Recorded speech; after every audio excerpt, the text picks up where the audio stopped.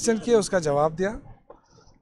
जैसे मैंने आपसे कल भी कहा था कि ये कोई बेनामी अकाउंट नहीं है, जब हम उसको ऑन करते हैं और पार्टी को चलाने के लिए हर पॉलिटिकल पार्टी का अकाउंट होता है और उसके जो अकाउंट होल्डर्स होते हैं उसमें मैं, असद कैसर और पराचा साहब थे, 3 बंदे थे उसके, और हमने बाकायदा उस अकाउंट को चलाया है। हम इकरार कर रहे हैं, हमने कोई चीज़ छुपाई तो है नहीं। उसमें वर्करों की तरफ से या ज़्यादातर जो पैसे आता था वो रेंट के लिए आता था, ऑफिस रेंट के लिए, और जो उसमें काम करने वाले लोग होते थे उनके लिए आता था, या एंटरटेनमेंट के लिए आता था जो मेहमान आते थे।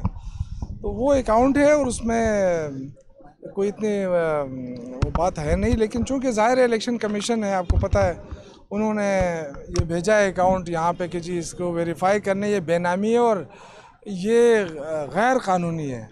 तो अब ये तो इन्होंने इंक्वायरी कर ली है। असद कैसर साहब भी पेश हुए, शाह फरमान साहब भी पेश हुए, हमारे इशफाक पराचा साहब भी पेश हुए, मैं भी आज दूसरी मरतबा पेश हुआ हूँ। हमने क्लियर कट कह दिया है कि जी इसमें कोई गलत काम नहीं हुआ है। हर पॉलिटिकल पार्टी का अपना एक अकाउंट होता है और हमारा ये अकाउंट है और हमने उसको रन किया है। और जिस टेन्योर तक मैं रहा हूँ मैंने अपना बाकायदा उसका हिसाब दे दिया। जो भी उन्होंने समझते हैं ये सियासी इंतकाम है, लीगल कार्रवाई हो रही है, मेरिट पे हो रही है, मेरिट के बगैर हो रही है, आप क्या कहते हैं? ये तो फैसला तो आप खुद करें कि ये मेरिट पे हो रहा है, इसलिए कि जब एक स्टेट बैंक के अंडर ब्रांच है हबीब बैंक और उसमें अकाउंट खुला है और उसके सेक्रेटरी मौजूद हैं और इलेक्शन कमीशन ने लिखा है कि ये गैर कानूनी है और ये बेनामी है, तो ये फैसला तो मीडिया खुद करे कि वो किस तरीके से हैंडल कर रही है पॉलिटिकल लोगों को और किस तरह एक पार्टी को दीवार से लगाने की कोशिश हो रही है। और ये आप देखें कि जो इस वक्त फेडरल गवर्नमेंट के लोग हैं वो एक तरफ कहते हैं कि जी सैलाब आया हुआ है और हम बहुत ज़्यादा लोग मुतासर हुए हैं, तो उसके साथ साथ हमें कहते हैं कि सियासत ना करें, सैलाब आया हुआ है। और दूसरी तरफ आप देखें कि कल सैफुल्लाह नियाज़ी के घर पे छापा मारा गया, हालांकि वो कभी सरकारी ओहदे में रहा ही नहीं है, एक अच्छा इंसान है, सिर्फ उसकी वाबस्तगी तहरीक इंसाफ के साथ रही। इसी तरह हमें बार बार वो किया जा रहा है, तो ऐसे लगता है जैसे तहरीक इंसाफ जो है उसको दीवार से लगाने की कोशिश हो रही है और ये इंतहाई ख़तरनाक बात होगी। मैं अगेन कह रहा हूँ कि लोग मोहब्बत करते हैं इमरान खान के साथ, इन्होंने साजिश करके इमरान खान को हटाया इसलिए था कि महंगाई है। इस महंगाई के लफ्ज़ पर 11-12 जमातों ने साजिश करके वो एक मुंतखब हुकूमत को ख़त्म कराया। आज मुझे बताएं कि महंगाई है या नहीं है। अगर महंगाई बढ़ गई है, अगर डॉलर ऊपर चला गया है, अगर इनके पास कोई सलूशन नहीं है आवाम के मसाइल हल करने का, तो मुझे बताएं कि शहबाज शरीफ और उसकी कंपनी का जो हुकूमत है इम्पोर्टेड, उसके क्या जवाज़ है? कोई जवाज़ तो है नहीं। तो ये जो हम कह रहे हैं कि मुल्क को डुबोया जा रहा है, मुल्क की मईशत नीचे जा रही है, मुल्क की मईशत तबाही की तरफ जा रही है, IMF के हवाले कर दिया गया है सब कुछ। और जब ग़ुलामी कबूल करोगे तो फिर सारे इदारों का हशर नशर होगा।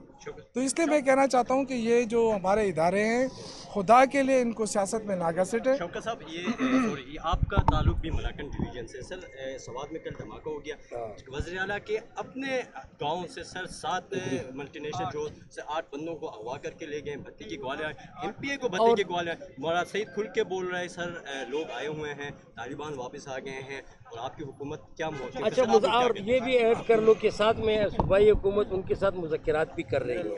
अच्छा, पहली बात मैं आपको क्लियर करूं कि सूबाई हुकूमत किसी लेवल पे मुज़ाकरात नहीं कर रही, या बार बार आप मीडिया कह रहा है। मुज़ाकरात होते हैं वफाक के लेवल पर।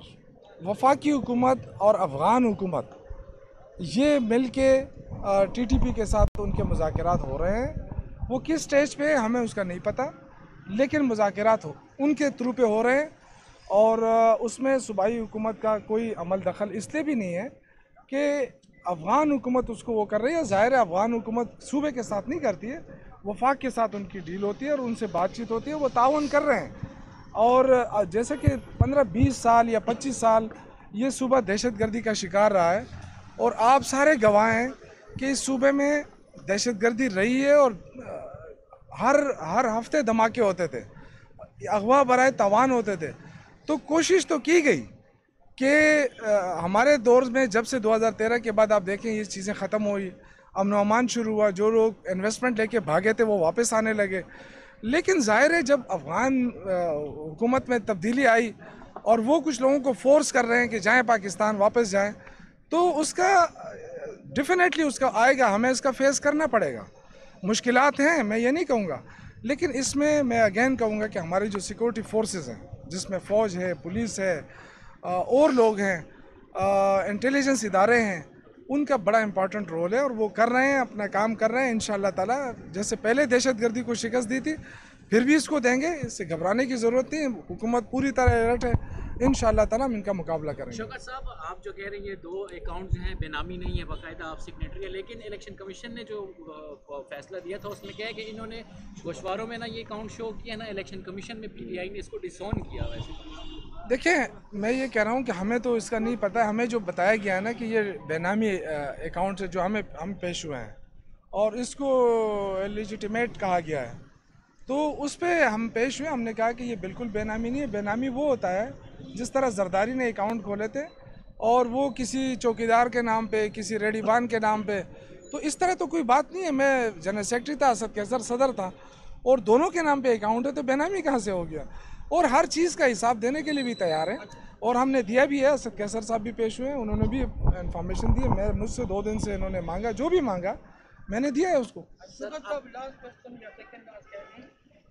जो सेक्रेटरी जनरल हैं कि वो यहाँ पे नहीं आए, उस हवाले से वफाकी हुकूमत के इक़दाम के बारे में ये भी कहा जा रहा है कि गालिबन CM KP और गवर्नर का मुकाम गवर्नर वो गालिबन मुलाकात नहीं करना चाहते थे PM से, इसलिए वो नहीं आए, प्रोटोकॉल इस हवाले से बताइएगा। देखिए, अगर प्राइम मिनिस्टर खुद आ सकता है यहाँ पे, तस्वीरें बना के जा सकता है, ये प्रोपेगेंडे ना किए जाएँ। देखिए, हमें अगर सिंध में तकलीफ़ है तो वो हमें तकलीफ़ है, बलूचिस्तान को तकलीफ़ है, हमें तकलीफ़ है। ये नफ़रतें ना फैलाएं।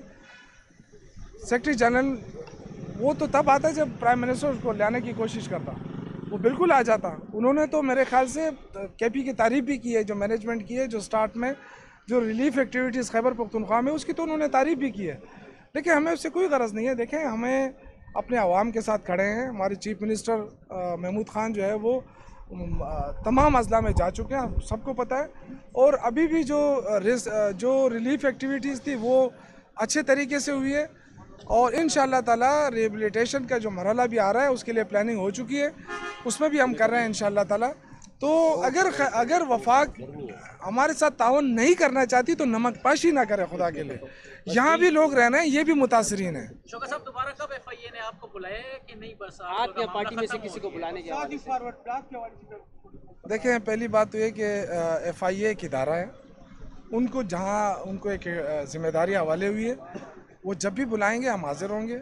और हम कोई चोर डाकू तो है नहीं कि छुपते फिरें, और ना ही ये कि जी जरदारी और नवाज शरीफ की तरह भागने की कोशिश करें। यहीं पे रहेंगे, ये पाकिस्तान हमारा है इंशाअल्लाह ताला, और जो भी वो पूछेंगे हम देंगे। बाकी जो आपने बात की तारीख इंसाफ में ग्रुपिंग की, बिल्कुल गलत। जो लोग गए हैं उनको भी पता है कि उनको टिकट नहीं मिलने वाला था, 1-2 और भी हो सकते हैं, लेकिन ऐसी कोई बात नहीं है, ग्रुपिंग श्रुपिंग नहीं है। साहब लोग, महमूद खान वज़ीर आला है हमारे, उस पर एतमाद है, इमरान खान की क़यादत के ऊपर एतमाद है।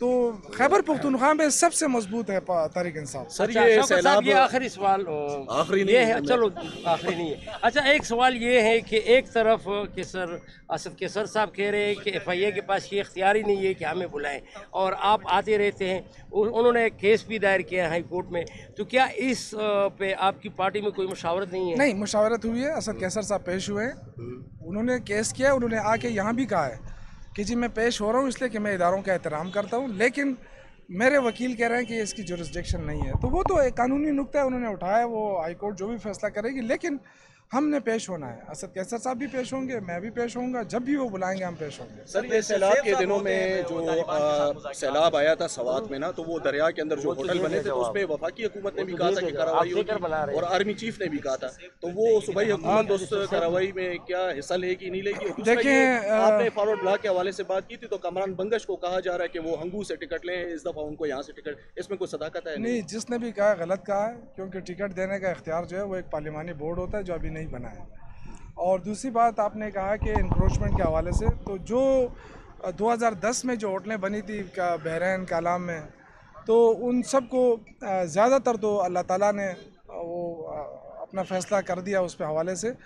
जो रह गई हैं इंशाल्लाह उनके ख़िलाफ़ हुकूमत जो फैसला कर रही है, उनके इंक्रोचमेंट ख़त्म कर रही है। वैसे सर